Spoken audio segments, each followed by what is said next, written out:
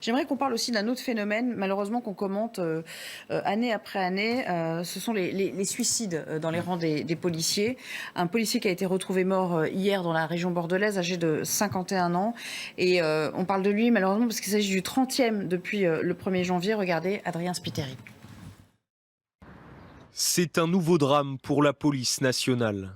À l'Heure-Mémussé, dans la région bordelaise, un gardien de la paix âgé de 51 ans s'est donné la mort. Son corps a été retrouvé sans vie ce mardi.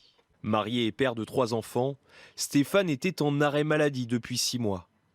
Un acte, loin d'être isolé, en constante augmentation depuis plusieurs années. Ce drame est le 30e recensé dans les rangs de la police nationale depuis le 1er janvier, le 45e pour l'ensemble des forces de l'ordre.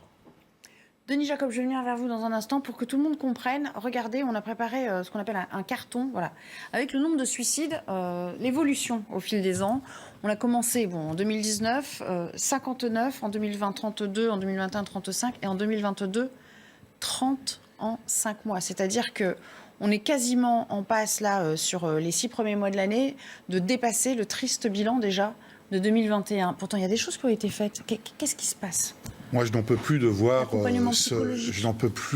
ce dénombre macabre chaque année depuis 1996. 1996 a été la première année où on a eu la pire vague de suicides puisque nous en avions comptabilisé 71. Et tous les ans, c'est la même chose. J'ai été personnellement touché 3 fois par le suicide. J'ai eu 2 suicides parmi mes collègues de brigade et j'ai moi-même géré quelqu'un qui m'a appelé pour me dire au revoir. Okay. Quelqu'un qui travaillait en proximité avec moi. Donc je sais ce que c'est, je sais comment on peut être touché au plus profond de soi-même. C'est pour cette raison que Alternative Police, donc l'organisation que je représente depuis 2015, on a élaboré 50 propositions pour lutter contre le suicide. En 2019, que nous avons remis au ministre de l'Intérieur de l'époque, Christophe Castaner, dans lesquelles certaines propositions ont été reprises, pas suffisamment à notre goût, notamment le fait de renforcer le réseau des psychologues, ce qui a été annoncé récemment, le fait de créer un numéro vert, ce que Christophe Castaner a mis en place, mais ce n'est pas suffisant. Et moi, je regrette que, par exemple, des mesures de bon sens à mettre en œuvre dans les services de police, ne serait-ce que des réunions de briefing et de débriefing sur des interventions fortes, où on a été confronté à des morts.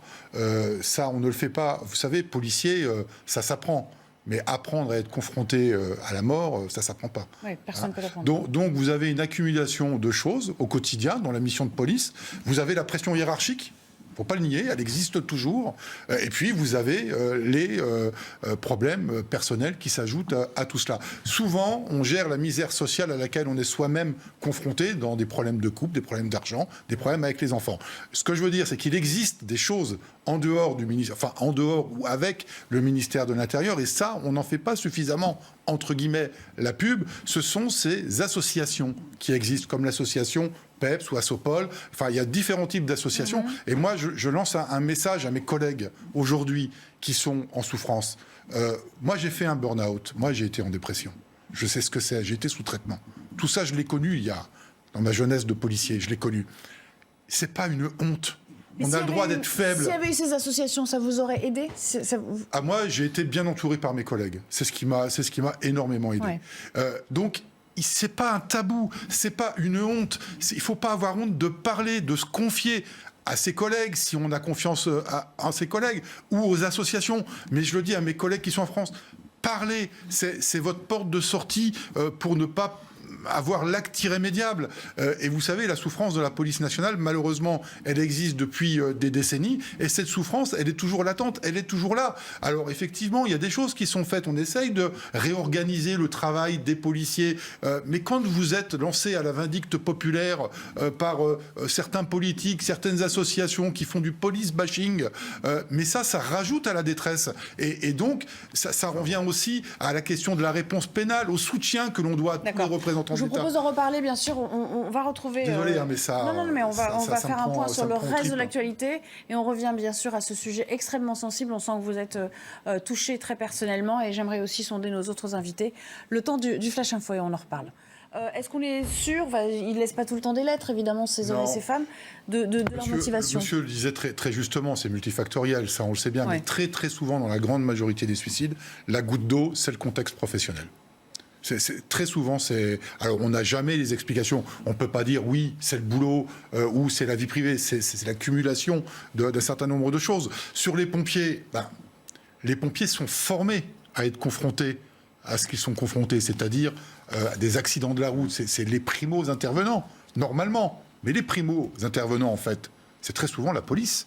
Et c'est la police qui fait appel aux sapeurs-pompiers. Mais les policiers ne sont pas formés à cela. Ils sont formés à faire des constatations d'accidents, des constatations de décès. Mais jamais ils sont formés pour cela. Et c'est un vrai sujet. Et une piste de travail. Alors, sur notre... nous, on a mis ça en place chez Alternative Police parce qu'il nous semble important de traiter ce sujet-là aussi. Il y a aussi la question des discriminations qui s'ajoutent à tout cela et qui peuvent être aussi un élément qui pousse malheureusement certains de nos collègues de suicider parce qu'ils sont victimes de discrimination. Et donc, chez Alternative Police, on a mis en place une structure de lutte contre les discriminations avec un représentant dédié qui a été formé spécifiquement au sein de la CFDT à cela. Merci beaucoup, Denis Jacob, d'être venu aujourd'hui pour nous faire part de votre sentiment et votre témoignage aussi en tant que représentant d'Alternative Police.